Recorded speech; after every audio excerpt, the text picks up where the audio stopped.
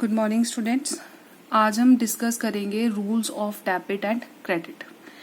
पहला वर्ड है हमारा जो आज हमने डिस्कस करना है वो है अकाउंट।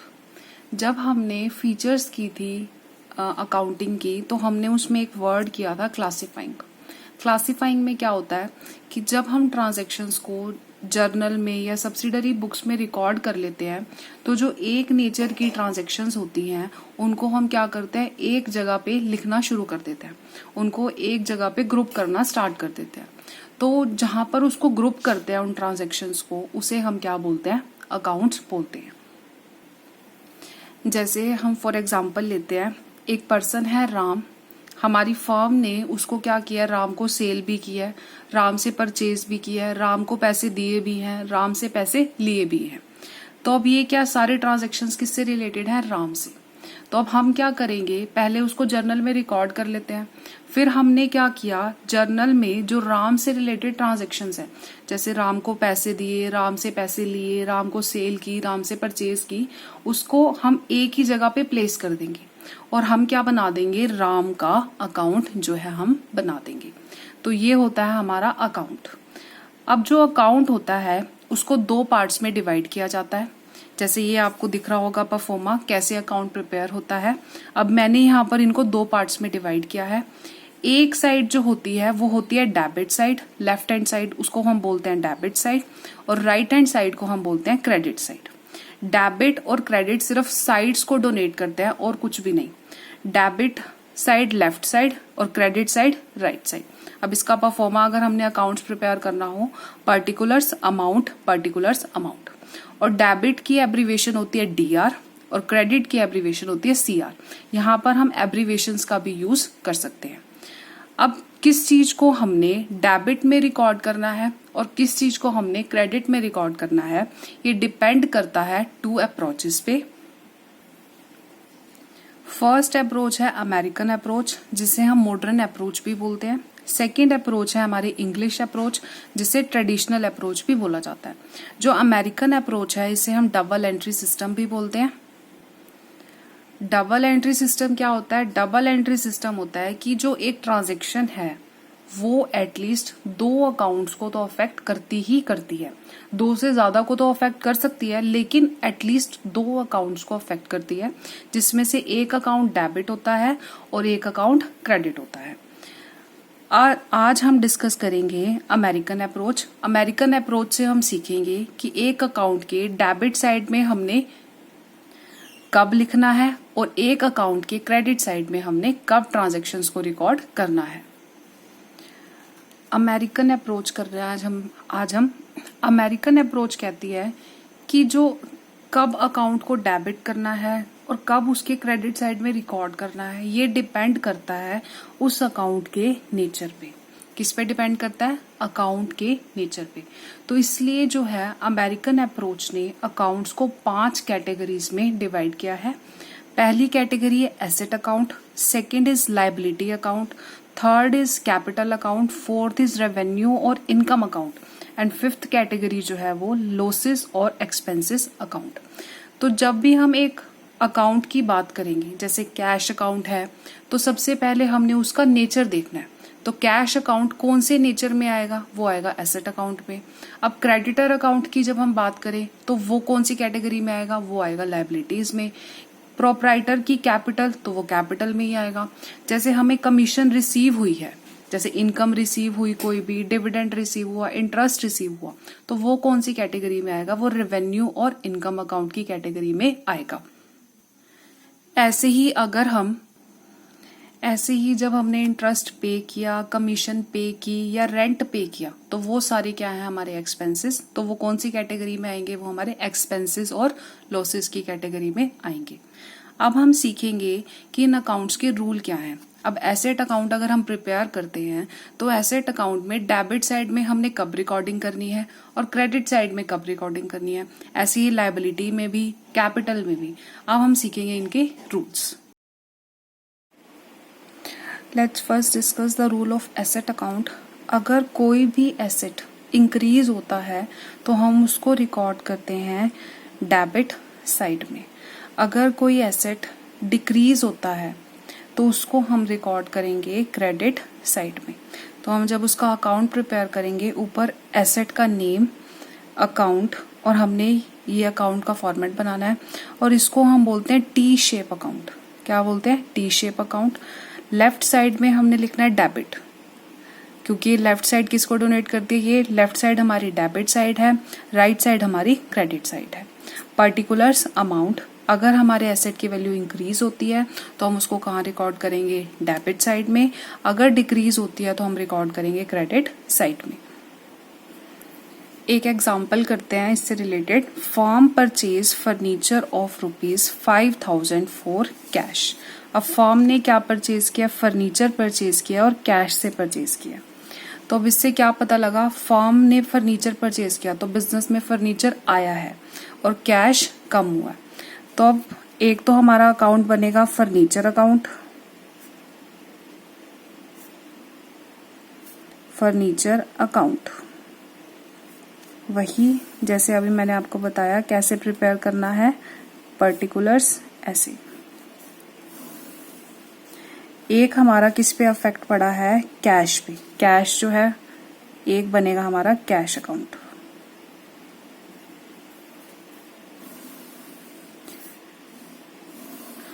अब हमने देखना है कि फर्नीचर में सबसे पहले तो आपको ये देखना है कि फर्नीचर जो है कौन सी कैटेगरी में आता है।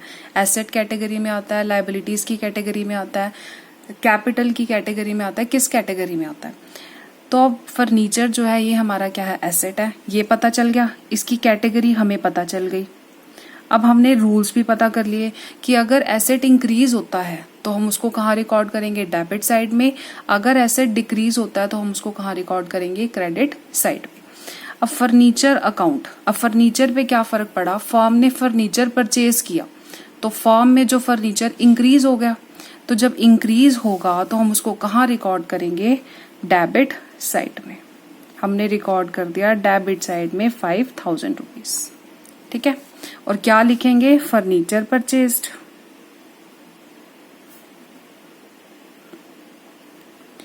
अब हम कैश की बात करते हैं। कैश कौन सी कैटेगरी में आएगा?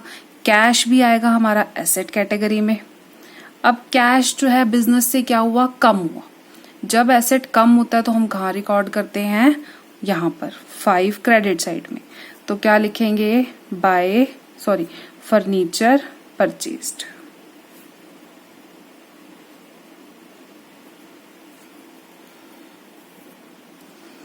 ये जो है हमारी प्रॉपर अकाउंट्स नहीं प्रिपेयर होते, इसमें सिर्फ हम एक ब्रीफ सीखेंगे कि कैसे हमने अकाउंट्स जो है प्रिपेयर करने हैं। जो डिटेल्ड है कैसे हम अकाउंट प्रिपेयर करना है, उसको बैलेंस करना है, ये हम सीखेंगे लेजर वाले चैप्टर में। तो ये हमारा हो गया कि अगर एसेट अगर हम परचेज करते हैं तो क्या पड़ा अफेक्ट इससे। अगर ऐसे ही अगर फर्नीचर सोल्ड कर दिया तो उस केस में क्या होगा? फर्नीचर जब हम सेल कर देंगे तो फर्नीचर क्या हो जाएगा? कम हो जाएगा। तो उस केस में हम फर्नीचर अकाउंट के क्रेडिट साइड में रिकॉर्ड कर देंगे। अब कैश तो आएगा, क्योंकि फर्नीचर सेल किया तो पैसे आएंगे, तो कैश भी एक एसेट ही अकाउंट है। तो जब एसेट इंक्रीज होता है तो हम उसको कहाँ रिकॉर्ड करते हैं? डेबिट साइड में। सेकेंड कैटेगरी है हमारी लायबिलिटी अकाउंट। लायबिलिटी का जो रूल है वो एसेट के बिल्कुल अपोजिट है। जब एसेट इंक्रीज होता तो हम रिकॉर्ड करते थे डेबिट साइड में, लेकिन जब लायबिलिटी इंक्रीज होती है उसको हम रिकॉर्ड करते हैं क्रेडिट साइड में, और जब लायबिलिटी डिक्रीज होती है तो हम उसको रिकॉर्ड करते हैं डेबिट साइड में। तो अब इससे रिलेटेड हम एक एग्जाम्पल करते हैं। Firm borrows ₹10,000 from Ram. अब फर्म ने क्या किया है? उधार लिया है, पैसे बोरो किए हैं। किससे? राम से। जब हम पैसे लेंगे तो राम हमारा क्या बन जाएगा? क्रेडिटर। अगर आप सामान किसी से उधार में परचेज करते हो तो भी आपका वो क्रेडिटर बन जाता है। तो राम यहाँ पर क्या है? क्रेडिटर। और क्रेडिटर कौन सी कैटेगरी में आता है? ये आता है हमारा लायबिलिटी कैटेगरी में। ठीक है, तो अब इसमें कौन कौन सा अकाउंट बनेगा? एक तो राम अकाउंट बनेगा, सेम वही डेबिट क्रेडिट। एक हमारा किस पे अफेक्ट पड़ेगा? कैश। अब कैश फर्म में अगर हमने बोरो किया है तो फर्म के पास पैसे तो आ ही जाएंगे, तो एक कैश पे फर्क पड़ेगा। तो सबसे पहले हमने ये पता चल गया कि किस किस पे फर्क पड़ेगा। अब हमने क्या करना है, दोनों की नेचर देखनी है। राम कौन सी कैटेगरी में आएगा, कैश कौन सी कैटेगरी में आएगा। राम अभी पता चला, राम क्या है, हमारा क्रेडिटर है, और क्रेडिटर कौन सी कैटेगरी में आता है, लायबिलिटी में आता है। अब लायबिलिटी का हमें रूल भी पता है। अब कैश क्या है, ये है एसेट है, एसेट का रूल हमने अभी अभी किया है। अब हमने क्या किया, राम से बोरो किया, राम से बोरो किया तो फॉर्म के लिए क्या हो गई, बर्डन हो गई, बर्डन इंक्रीज हो गया, लायबिलिटी इंक्रीज हो गई, तो हम कहां पर रिकॉर्ड करेंगे, क्रेडिट साइड में। जब लायबिलिटी इंक्रीज हो जाती है तो हम उसको कहां रिकॉर्ड करते हैं, क्रेडिट साइड में। अब कैश फॉर्म में आया है, बोरो करोगे जब आप पैसे, तो आपके पास पैसा तो आ जाएगा, तो कैश क्या है, एसेट है। और जब कैश इंक्रीज हो जाएगा, एसेट इंक्रीज हो जाएगा, तो हम कहां रिकॉर्ड करेंगे, डेबिट साइड में। क्लियर। अगर इन केस, अब ये तो ये हो गया कि हमने बोरो कर लिया, अगर हमने राम को उसके पैसे वापस कर दिए, तो आपने क्या किया, उसके पैसे रिटर्न कर दिए। राम हमारी लायबिलिटी थी, अब हमारी लायबिलिटी क्या हो गई, कम हो गई, कम हो गई, तो हम उसको कहां रिकॉर्ड कर देंगे, डेबिट साइड में। लायबिलिटी जब डिक्रीज होती है तो हम रिकॉर्ड करते हैं डेबिट साइड में। अब पैसे दे दिए तो पैसे भी कम हो गए, तो अब कहां रिकॉर्ड करेंगे, तो हम कैश अकाउंट में क्रेडिट साइड में रिकॉर्ड कर देंगे। थर्ड कैटेगरी है कैपिटल। कैपिटल का और लायबिलिटी का रूल जो सेम है, अगर कैपिटल इंक्रीज होती है तो हम रिकॉर्ड करेंगे क्रेडिट साइड में, अगर कैपिटल डिक्रीज होती है तो हम उसको रिकॉर्ड कर देंगे डेबिट साइड में। एग्जाम्पल है इससे related, started business with cash ₹75,000। अब बिजनेस शुरू किया है, कैश लेके आए हैं बिजनेस में, तो ये चीज क्या है, हमारी कैपिटल है। तो एक कैपिटल अकाउंट अगर हमने बनाया, बिजनेस शुरू किया, तो बिजनेस में कैश भी आया और फर्म की कैपिटल भी क्या हो गई, इंक्रीज हो जाएगी। तो जब कैपिटल इंक्रीज होती है तो हम उसको कहाँ रिकॉर्ड करते हैं, हम उसको रिकॉर्ड करते हैं क्रेडिट साइड में 75,000। ठीक है। और कैश पे क्या फर्क पड़ेगा, कैश अकाउंट पे, जब हम कैश अकाउंट की बात करेंगे, कैश क्या है, हमारा एसेट है। अब बिजनेस में कैश लेके आ रहा है, वो काम शुरू कर रहा है तो कैश लेके आ रहा है, तो बिजनेस में कैश क्या हो रहा है, इंक्रीज हो रहा है। जब एसेट इंक्रीज होता है तो हम कहाँ रिकॉर्ड करते हैं, डेबिट साइड में। ठीक है। अब जैसे यहाँ बिजनेस स्टार्ट किया था, अगर हम विड्रॉ कर लेते हैं, for example withdrew from form for personal use ₹10,000। अब हमने क्या किया, फर्म से पैसे विड्रॉ कर लिए पर्सनल यूज के लिए। तो इससे क्या होता है, जब हम पर्सनल यूज के लिए फर्म से पैसे निकाल लेते हैं तो उससे हमारी कैपिटल जो है वो कम हो जाती है, और जब कैपिटल कम हो जाएगी तो हम उसको कहाँ रिकॉर्ड करेंगे, डेबिट साइड में। तो इस केस में हम डेबिट साइड में ₹10,000 रिकॉर्ड कर देंगे। अब कैश भी जो है फर्म से कम हो जाएगा, क्योंकि अब आप विड्रॉ कर रहे हो पैसे ₹10,000 फर्म से, तो कैश कम, एसेट कम, तो हम इस केस में यहाँ पर रिकॉर्ड कर देंगे क्रेडिट साइड में ₹10,000। अगर ऐसे ही फर्म को एडिशनल कैपिटल, एक पर्सन है और पैसे लेके आता है, जैसे कम हो गए पैसे तो और उसने कैपिटल इन्वेस्ट कर ली, तो फिर मतलब कैपिटल इंक्रीज हो गई, फिर हम क्रेडिट साइड में रिकॉर्ड करेंगे, और कैश भी इंक्रीज हो जाएगा तो उसको हम डेबिट साइड में रिकॉर्ड कर देंगे। नेक्स्ट कैटेगरी है रेवेन्यू और इनकम अकाउंट। इसका सेम रूल है हमारा, जैसे हमने लायबिलिटीज में कैपिटल में किया, सेम वही रूल है कि अगर इनकम और गेन्स हमारे इंक्रीज होते हैं तो हम उनको रिकॉर्ड करेंगे क्रेडिट साइड में, अगर डिक्रीज होते हैं तो हम उनको रिकॉर्ड करेंगे डेबिट साइड में। अब जैसे इनकम, पहले तो हमें ये देखना पड़ेगा इनकम हमारी है क्या या नहीं है। अब जैसे हमें रेंट रिसीव हुआ, डिविडेंड रिसीव हुआ, हमें कोई इंटरेस्ट रिसीव हुआ, कमीशन रिसीव हुई, तो ये सारी हमारी क्या है, इनकम है। अब जैसे हमारी कोई जगह पड़ी थी, अब कोई प्रॉपर्टी थी हमारी, कोई बिल्डिंग थी, हमने उसको रेंट पे दे दिया, तो उससे हमें क्या मिल जाएगा, रेंट रिसीव होएगा, तो वो हमारे लिए इनकम है। अब इसको रिकॉर्ड हम क्रेडिट साइड में क्यों करते हैं अगर इनकम इंक्रीज होती है? तो इसका जो हमारा एक जो आप इसको कह सकते हो रीजन लॉजिक क्या है कि जब हमने अकाउंटिंग इक्वेशन की थी तो इससे क्या हुआ था, हमने इसको प्लस किया था। अगर हमारी कोई इनकम है, हमारा कोई रेवेन्यू है, गेन है, प्रॉफिट है, तो वो हमारी कैपिटल को इंक्रीज कर देता है। और जब कैपिटल इंक्रीज होती है तो हम उसको रिकॉर्ड ही कहाँ करते हैं? क्रेडिट साइड में। तो ऐसे ही लॉसेस का रूल भी यही है कि लॉसेस में अपोजिट हो जाता है। लॉसेस का क्या रूल होगा कि अगर हमारे कोई लॉसेस इंक्रीज हो जाते हैं, एक्सपेंसेस बढ़ जाते हैं, तो हम उसको रिकॉर्ड करते हैं डेबिट साइड में। और अगर हमारे लॉसेस डिक्रीज हो जाते हैं, एक्सपेंसेस डिक्रीज हो जाते हैं, तो हम उसको रिकॉर्ड करते हैं क्रेडिट साइड में। अब इसका भी वही सेम लॉजिक, जब हमारी कैपिटल, जब हमारे लॉसेस होते थे या हमारा कोई खर्चा हुआ तो हम उसको क्या करते थे? कैपिटल में से डिक्रीज करते थे, कैपिटल में से माइनस करते थे, डिडक्ट करते थे। और जब कैपिटल, इसका मतलब क्या हुआ? कैपिटल डिक्रीज हो गई। जब कैपिटल डिक्रीज होगी तो हम उसको कहाँ रिकॉर्ड करेंगे? हम उसको डेबिट साइड में रिकॉर्ड करेंगे। तो अब हम इससे रिलेटेड एग्जाम्पल करते हैं। Rent received ₹5,000। अब रेंट की जगह कमीशन भी हो सकती है या कुछ भी इंटरेस्ट भी हो सकता है। तो इस केस में क्या हुआ? रेंट, एक तो हमारा कॉलम, एक अकाउंट बनेगा रेंट रिसीव्ड का। अब ये देखो, ये इनकम है क्या हमारे लिए एक्सपेंस है? पहले तो आप इसे यही फाइंड आउट कर लो। अब ये क्या है? हमारे लिए इनकम है। हमें रेंट मिला है, तो मिला है तो हमारे लिए क्या है? इनकम है। और जब हमारे लिए इनकम होगी, इंक्रीज हुई है हमारी इनकम, तो इसको हम कहाँ रिकॉर्ड करेंगे? क्रेडिट साइड में। अब हमें रेंट रिसीव हुआ है, ये कैश में रिसीव हुआ, तो कैश पे क्या फर्क पड़ा? जो हम कैश अकाउंट बनाएंगे उस पे क्या फर्क पड़ेगा? हमारे पास कैश आया।